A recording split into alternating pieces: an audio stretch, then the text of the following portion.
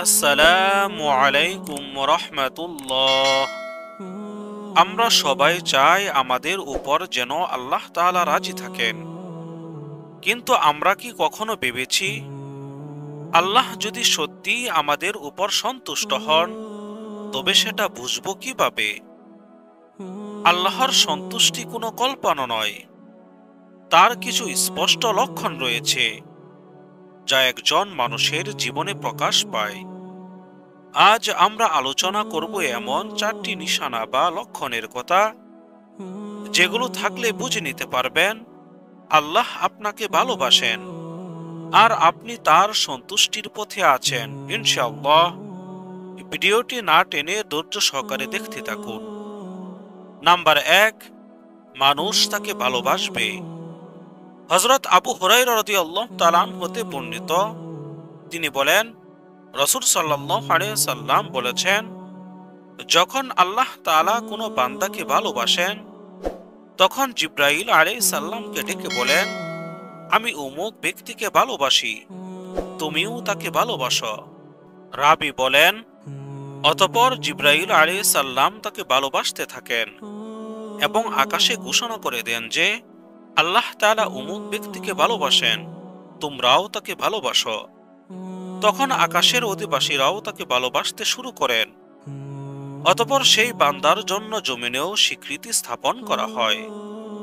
আর যখন আল্লাহ তাআলা কোনো বান্দাকে ঘৃণা করেন তখন জিবরাইল আলাইহিস সালামকে ডেকে বলেন যে আমি অমুককে ঘৃণা করি, তুমিও তাকে ঘৃণা করো। রাবী বলেন, অতঃপর জিবরাইল আলাইহিস সালাম তাকে ঘৃণা করেন এবং আকাশে ঘোষণা করে দেন যে আল্লাহ তাআলা অমুক ব্যক্তিকে ঘৃণা করেন, তোমরাও তাকে ঘৃণা করো। এবং আকাশবাসীরাও তার প্রতি ঘৃণা পোষণ করেন।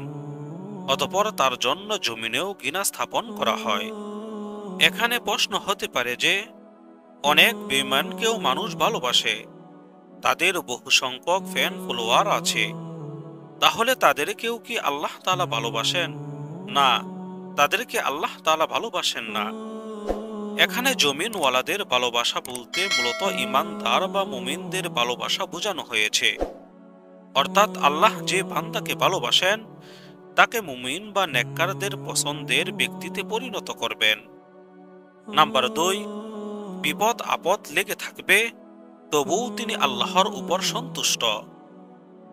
বিপদে মুসিবতে সন্তুষ্ট চিত্তে থাকেন এমন বান্দাকে আল্লাহ তাআলা ভালোবাসেন।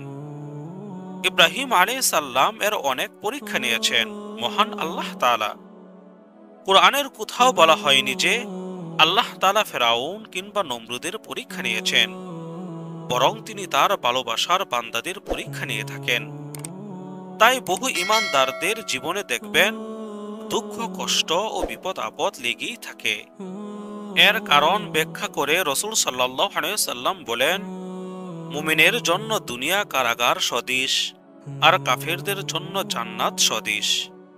আল্লাহর রাসূল সাল্লাল্লাহু আলাইহি সাল্লাম আরো বলেন, আল্লাহ তাআলা যখন তার কোনো বান্দার মঙ্গল সাধনের ইচ্ছা করেন তখন দুনিয়ায় তাকে তাড়াতাড়ি বিপদ আপদের সম্মুখীন করেন, আর যখন তিনি কোনো বান্দার অকল্যাণের ইচ্ছা করেন তখন তার গুনাহের শাস্তি প্রদান থেকে বিরত থাকেন।